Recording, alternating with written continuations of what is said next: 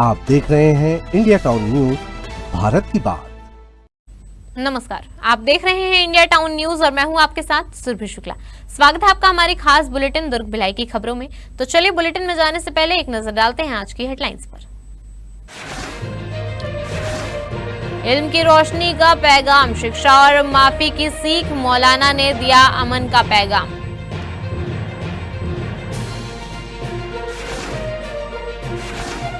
अवैध शराब के साथ महिला हुई गिरफ्तार, महुआ शराब समेत अवैध कारोबार का खुलासा, रानीतराई पुलिस की ताबड़तोड़ कार्रवाई।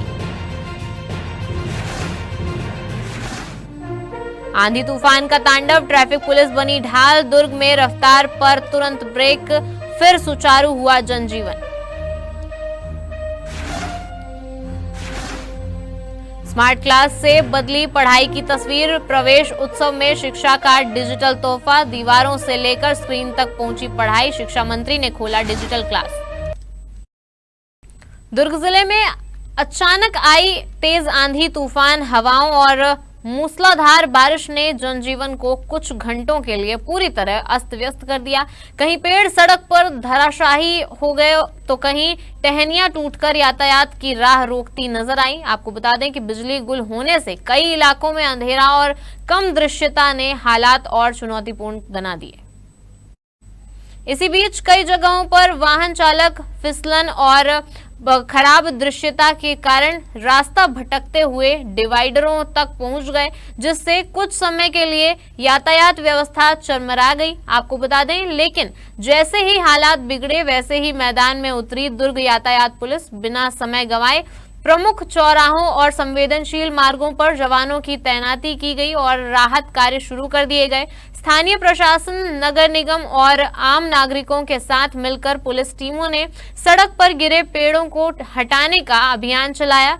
कई जगहों पर क्रेन की मदद से बाधाएं हटाई गई और फंसे हुए वाहनों को सुरक्षित तरीके से किनारे किया गया। जहां जलभराव था वहां बैरिकेडिंग कर वाहनों को वैकल्पिक मार्गों की ओर मोड़ा गया। पुलिसकर्मी खुद बारिश में भीगते हुए देर रात तक मोर्चा संभाले रहे और स्थिति को धीरे धीरे सामान्य किया गया। तेज मौसम ने भले ही कुछ समय के लिए शहर की रफ्तार रोक दी हो, लेकिन दुर्ग यातायात पुलिस की कार्रवाई ने हालात को फिर से पटरी पर ला दिया और शहर ने राहत की सांस ली। मंत्री गजेंद्र यादव ने नए शैक्षणिक सत्र की शुरुआत को खास बना दिया। बघेरा हायर सेकेंडरी स्कूल में आयोजित प्रवेश उत्सव कार्यक्रम में उन्होंने न सिर्फ स्मार्ट क्लास का लोकार्पण किया, बल्कि बच्चों के साथ प्रार्थना में शामिल होकर पूरे माहौल को उत्सव जैसा बना दिया। कार्यक्रम की सबसे खास बात यह रही कि स्कूल परिसर को इस बार प्रिंट रिच और डिजिटल लर्निंग जोन के रूप में विकसित किया गया, जहां दीवारें भी अब पढ़ाती नजर आ रही। चार्ट, शब्द भंडार, प्रेरणादायक संदेश और विषय आधारित प्रदर्शनी ने बच्चों के लिए सीखने को किताबों से बाहर निकालकर जीवन से जोड़ दिया। आपको बता दें कि स्मार्ट क्लास के शुभारंभ के दौरान मंत्री ने कहा कि अब शिक्षा केवल रटने तक सीमित नहीं है, बल्कि ये वीडियो, चित्र, इंटरैक्टिव कंटेंट और तकनीक के माध्यम से समझने और सोचने की प्रक्रिया बन चुकी है। इसी कार्यक्रम के दौरान बच्चों का स्वागत भी पारंपरिक अंदाज में किया गया। प्रार्थना सभा में जब बच्चों ने राष्ट्रगीत, सरस्वती वंदना और सामूहिक मंत्रोच्चार किया तो पूरा परिसर एक सकारात्मक ऊर्जा से भर गया। मंत्री ने बच्चों के साथ खड़े होकर यह संदेश दिया कि शिक्षा सिर्फ पढ़ाई नहीं, बल्कि संस्कार, अनुशासन और आत्मविश्वास की नींव है। दुर्ग में छत्तीसगढ़ राज्य महिला आयोग की जनसुनवाई में आज लगभग 50 मामलों पर सुनवाई हुई। दुर्ग और आसपास के जिलों से पहुंचे इन मामलों में कई चौंकाने वाले और संवेदनशील मुद्दे सामने आए। सुनवाई की अध्यक्षता आयोग की अध्यक्ष डॉक्टर किरणमयी नायक और सदस्य सरला कोसरिया ने की। जन सुनवाई के दौरान एक मामला खराब मोबाइल से जुड़ा सामने आया, जिसमें आयोग ने शिकायतकर्ता को उपभोक्ता फोरम में जाकर नया मोबाइल, धन वापसी और मानसिक क्षति के मुआवजे की मांग करने की सलाह दी। इसी बीच एक गंभीर प्रकरण में एक सरकारी कर्मचारी पर 2 विवाह करने का आरोप सही पाया गया। आयोग ने मामले को गंभीर मानते हुए दोनों संबंधित कर्मचारियों की सेवा समाप्ति की सिफारिश कर दी।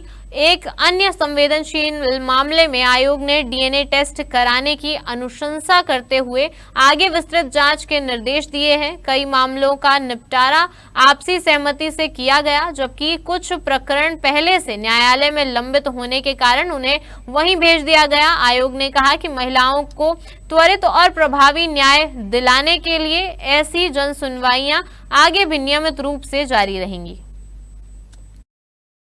दुर्ग जिले के ग्राम कुथरेल स्थित चंद्राकर भवन में महिला एवं बाल विकास विभाग द्वारा एक महिला जागृति शिविर का आयोजन किया गया। आपको बता दें कि कार्यक्रम में दुर्ग ग्रामीण विधायक ललित चंद्राकर मुख्य अतिथि के रूप में शामिल हुए।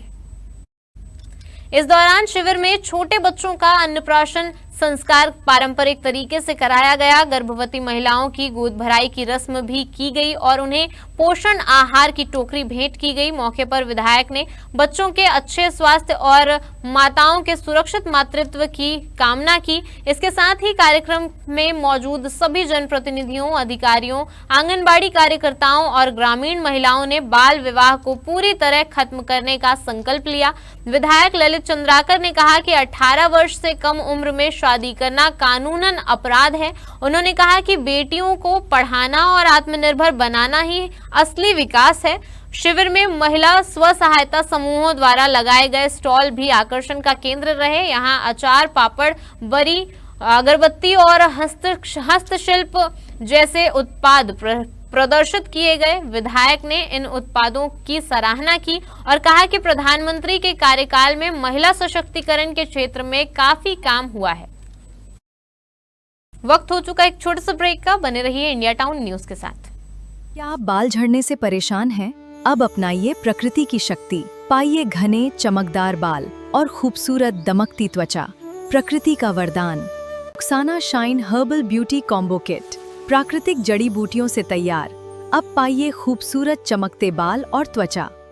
हर्बल गुणों से भरपूर ये कॉम्बो आपके बालों और त्वचा की देखभाल में मदद करता है। अब उपलब्ध Amazon, फ्लिपकार्ट और नीचे दिए गए लिंक पर अभी ऑर्डर करें और हर्बल केयर का अनुभव लें। थाना रानी तराई पुलिस ने अवैध शराब कारोबार पर बड़ी कार्रवाई करते हुए एक महिला को भारी मात्रा में देशी और कच्ची शराब के साथ रंगे हाथ गिरफ्तार किया है। मामला ग्राम घोरारी स्थित घरशा रोड का है, जहां पुलिस को सूचना मिली थी कि एक महिला खुलेआम अवैध शराब बेचने के लिए ग्राहक का इंतजार कर रही है। सूचना मिलते ही पुलिस टीम ने तुरंत मौके पर दबिश दी। छापेमारी के दौरान आरोपी महिला के पास से नीले रंग के बैग में रखे अवैध देशी प्लेन शराब और एक सफेद प्लास्टिक जर्किन में भरी करीब 5 लीटर कच्ची महुआ शराब बरामद की गई।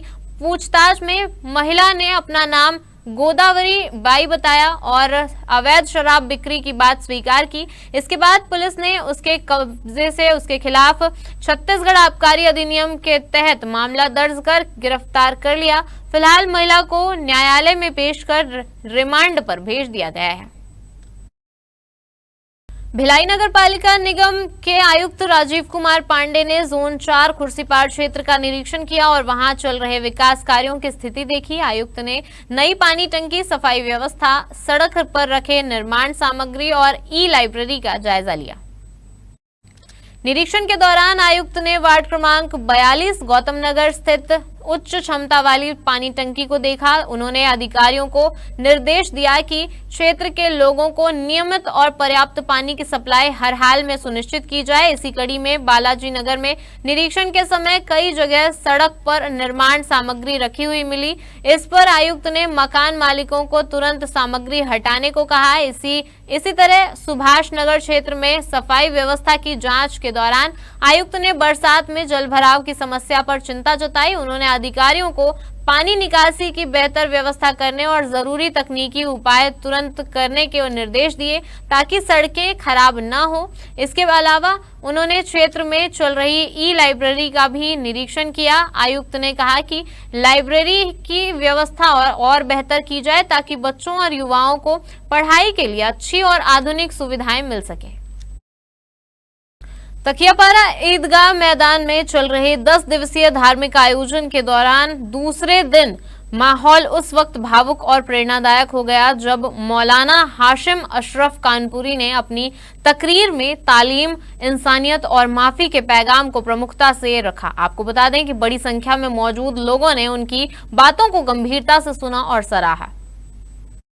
मौलाना ने कहा कि इल्म रोशनी है और जहालत अंधेरा, इसलिए हर माता पिता की जिम्मेदारी है कि वे अपने बच्चों को बेहतर शिक्षा दिलाएं। उन्होंने कहा कि बच्चों को केवल पढ़ाया ही न जाए बल्कि उन्हें इतना काबिल बनाया जाए कि वे देश की जरूरत बनकर समाज और वतन की तरक्की में योगदान दें।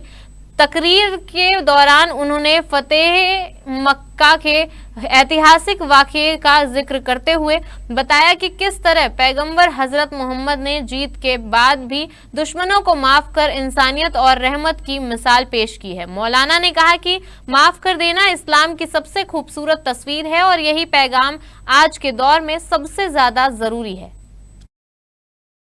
दुर्ग के ऐतिहासिक राजेंद्र पार्क में आज एक अनोखी दृश्य यात्रा की शुरुआत हुई, जहां केंद्र सरकार के 12 वर्षों की विकास गाथा को तस्वीरों के माध्यम से जीवंत रूप में प्रस्तुत किया गया। प्रधानमंत्री नरेंद्र मोदी के नेतृत्व में केंद्र सरकार की उपलब्धियों पर आधारित इस 3 दिवसीय फोटो प्रदर्शनी का शुभारंभ पद्मश्री राधेश्याम बारले के मुख्य आतिथ्य में किया गया।